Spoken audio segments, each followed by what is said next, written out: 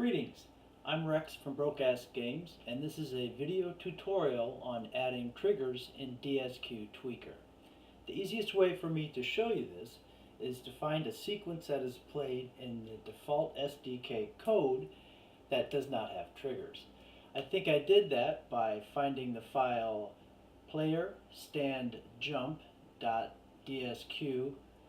highlighted here in blue in that folder. That sequence is played when the client presses the space bar.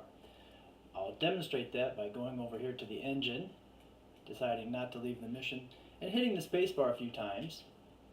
And you can see that yes, Cork does indeed play the player underscore stand jump DSQ, but there aren't any triggers which would produce footprints or footstep sounds.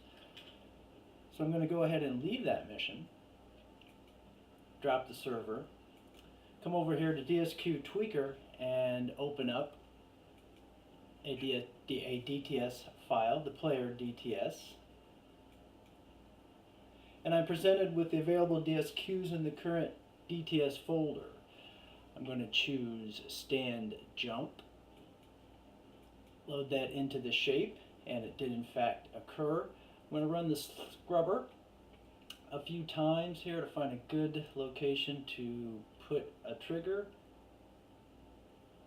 Now let's try right here at point 3. So I'm going to bring up the sequence tab, go down to the trigger entry field, and it shows us that there are indeed no triggers in the SDK sequence. To add triggers, you click the Edit Trigger button.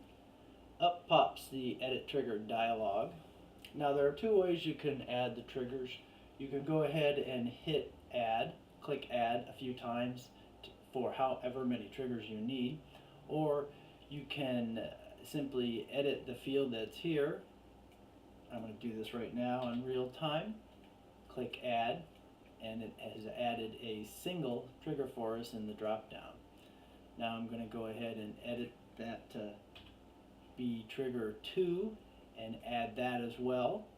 And you can see that in the drop down I have 2 triggers, both at the time position of point 3 in the sequence. I'm going to go ahead and click OK. Over here in the main dialog you can see that we do indeed have unsaved changes in that file. I'm going to go ahead and save those right now, overwriting the original file. I'm going to jump back here in the folder that holds that file, and you can indeed see that yes, player underscore stand jump.dsq was edited today, just a few moments ago in real time. Now let's go ahead and load up this mission again and see what happens when we hit the space bar.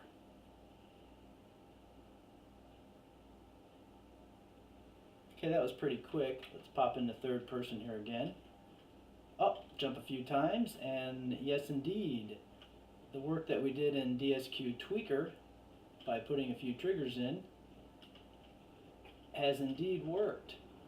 So I hope this tutorial is helpful in adding triggers in DSQTweaker. Thank you very much.